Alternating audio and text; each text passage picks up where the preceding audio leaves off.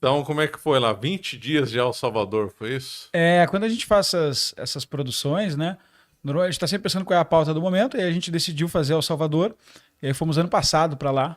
Eu, mais 3 pessoas da Brasil Paralelo, ficamos lá 20 dias. Então, para entrevistar todo mundo, sai 7 da manhã do hotel, volta 11 da noite, aquela coisa, né? Bem puxado. Mas é o melhor jeito de conhecer um país. Eu já fiz isso com outros países. Fizemos na República Tcheca, na Polônia, já fizemos nos Estados Unidos, já fizemos em Portugal, já fizemos em muitos lugares, Israel. É um dos melhores jeitos de fazer turismo, porque você conhece um monte de gente importante desse país, conversa com eles, participa de jantares, almoço, vai em tudo que é importante, assim. Então é um turismo super especial, não dá para reclamar. Ótimo. E como é que vocês conseguem o contato? Chegar lá é fácil, mas aí ter contato não, com pessoa A, pessoa B, como é que é feito isso? Hoje é um pouquinho mais fácil, porque ou a pessoa quer falar ou não quer falar, mas o nosso convite chega, né? Porque a gente só sai daqui quando a gente já tem uma agenda. Então a gente manda um e-mail, consegue o e-mail dos assessores ou de alguma das pessoas que a gente quer falar, a gente monta uma lista de pessoas que a gente quer falar. E aí os nossos produtores vão atrás de quem são os contatos para falar sobre essa lista.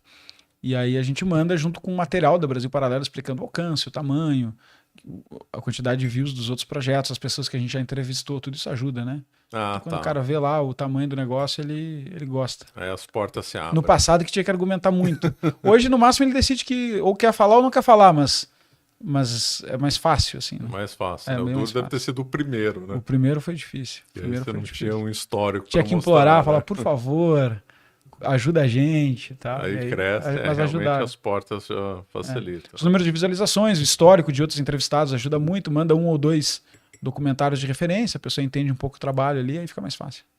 Muito bom. E quem que vocês tiveram acesso do governo lá, fora da Secote, do sistema prisional? Sim. Com quem vocês conversaram? Muita gente. A gente falou com o ministro de Segurança e o ministro de Defesa, que nesse caso de El Salvador são 2 dos nomes mais importantes assim que se tem.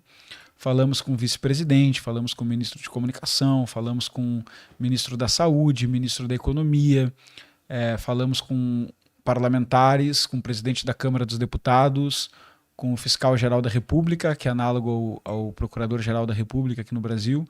Falamos com parlamentares de oposição, falamos com jornalistas, historiadores, população. Nossa, muita gente. Gente o Bukele, do povo. Vocês não conseguiram? Bukele não. O homem é difícil. É difícil? É difícil. Assim, eu entendo, né? Para o presidente topar participar. Claro. Não, dá para entender, claro. Aqui no Brasil, a gente também nunca conseguiu envolver nenhum presidente em nenhuma produção, porque o cara não topa, né? Por que ele vai? Claro, isso é totalmente compreensível. Vão cortar minha fala, botar no meio do negócio. O que é isso aí que eu tô fazendo? Por que eu faria, né? Por que eu faria? Tenho mais a perder do que ganhar. Isso, né? mas ele compartilhou, ele tá acompanhando bastante a página lá. Porque eu vi. Ele tem compartilhado um monte de trailer e coisa assim. Eu vi, ele gostou, então. Acho que ele gostou da ideia. Então vamos começar. Como é que, já que vocês falaram com as pessoas das ruas, como é que foi o sentimento delas? Cara, acho que assim, a gente tem que entender o que é El Salvador, né? O Salvador é um paizinho ali do tamanho do Sergipe, mais ou menos, na América Central, perto da Guatemala, Nicarágua, fronteira ali com Guatemala, Nicarágua, Honduras. Um lugar que quem não gosta muito de geografia não sabe onde está no mapa exatamente, erra um pouco ali a altura, sabe? Sabe Às que vezes é mapa o oceano, é banhado pelo Pacífico. Então é um paizinho pequeno ali, de 6 milhões de habitantes e um PIB baixo. Então, por que falar de El Salvador, né? Essa é uma pergunta. Por que você vai falar de El Salvador? Porque El Salvador resolveu um problema que hoje em dia muito pouca gente consegue resolver, que é o problema da segurança pública. E não resolveu qualquer problema de segurança pública. El Salvador tinha 106 assassinatos a cada 100 mil habitantes, o que tornava ele o país não em guerra mais perigoso do mundo. Só para a gente ter um senso de proporção, 106 assassinatos a cada 100 mil habitantes é 2 vezes pior que o pior ano do Rio de Janeiro. Isso nos dá uma... É assustador, né? Isso nos dá um senso de proporção.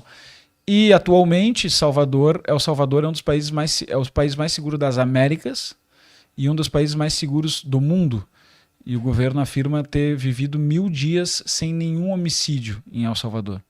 Então, quando tu consegue esse nível de mudança em tão pouco tempo, ele saiu de 2015 para 2025, ele saiu do país mais perigoso para o mais seguro. Como é que consegue um negócio desse, né? Então, e ele fez essa mudança entre 2019 e 2024. Como é que consegue um negócio desse? E aí tem uma outra pergunta que deixa o caso de El Salvador muito interessante, que é, lá, tal qual os demais países, a população estava polarizada. Então, direita, metade, mais ou menos metade de direita, mais ou menos metade de esquerda. Ficava alternando o poder do governo. E ninguém resolvia nada. Ninguém resolvia nada e os governos desfrutando de baixíssima popularidade, alta taxa de rejeição. Mesma coisa que acontece no Brasil, Bolívia, Colômbia, Argentina, Uruguai, Austrália. Tá tudo igual. Estados Unidos. E o Bukele, ele conseguiu mais de 90% de taxa de aprovação. Impressionante. É um recorde mundial. Só a Coreia do Norte que Só a pensa, Coreia do né? Norte. Recorde mundial entre outros países, né? Mas é um recorde, né? Então, quando tu junta essas duas informações, uma aprovação tão grande e uma solução do crime aparente, você fala, tá, o que aconteceu aqui, né? Não vamos falar só das coisas ruins, vamos tentar entender o que eles fizeram. E aí a gente escolheu El Salvador para ir para lá. Quando a gente desce lá, a gente já desce sobre algumas influências, né?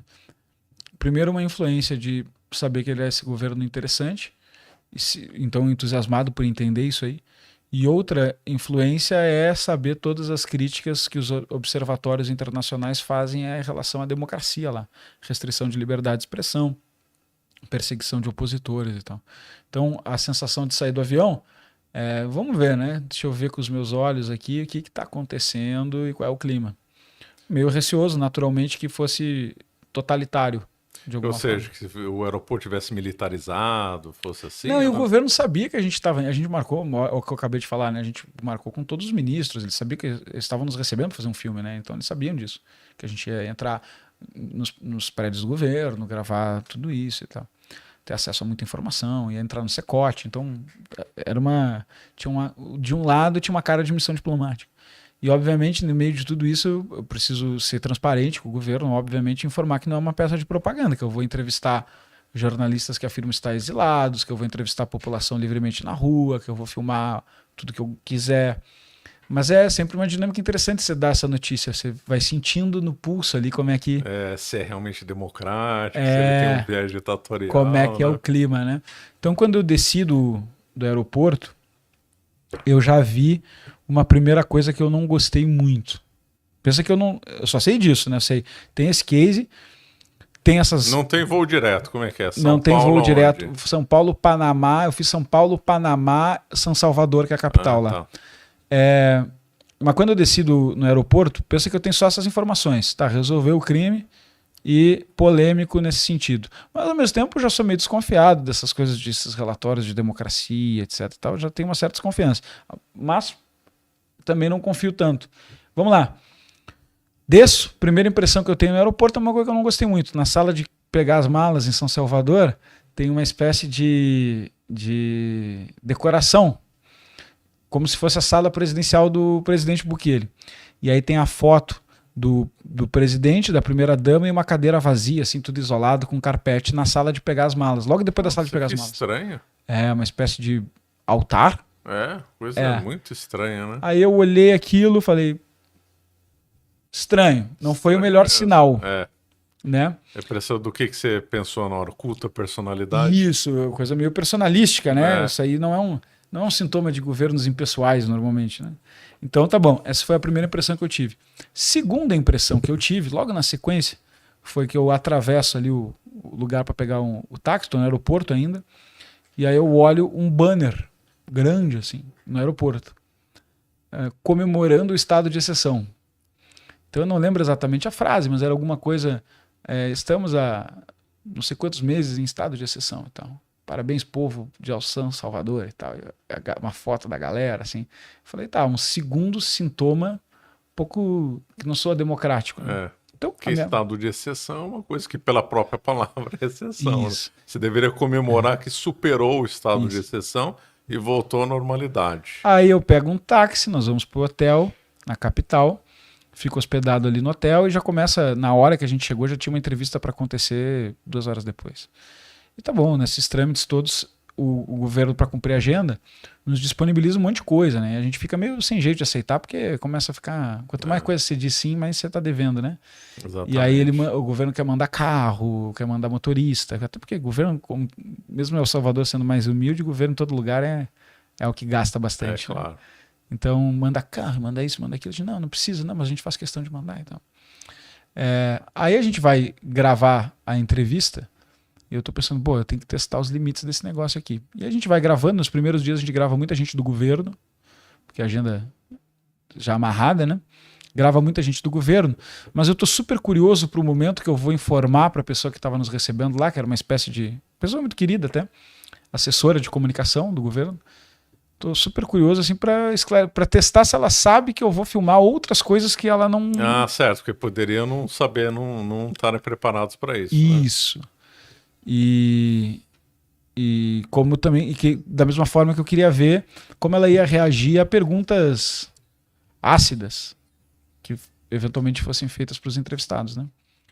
Ela reclamava das perguntas ácidas. Ela reclamava? Ela não era grosseira nos bastidores, assim. Ela falava assim, não faz sentido perguntar isso para o ministro. Mas eu acho que minha análise final, medo de ela agendar, ela como assessora de comunicação, e o ministro depois liga para ela e fala, o que é isso? Que eu tô dando entrevista pro cara que quer me ferrar e tal, né? Acho que era isso. Mas pensa que eu tô descobrindo tudo ao vivo, né? E aí a gente fala, eu e o nosso produtor, o Trevor, eu falo assim, a gente tem que avisar ela que a gente vai entrevistar os caras da oposição, os exilados, etc. Mas nos deixaram livres. Falaram, tá bom, pode fazer. Falei, opa, bom sinal, gosto disso.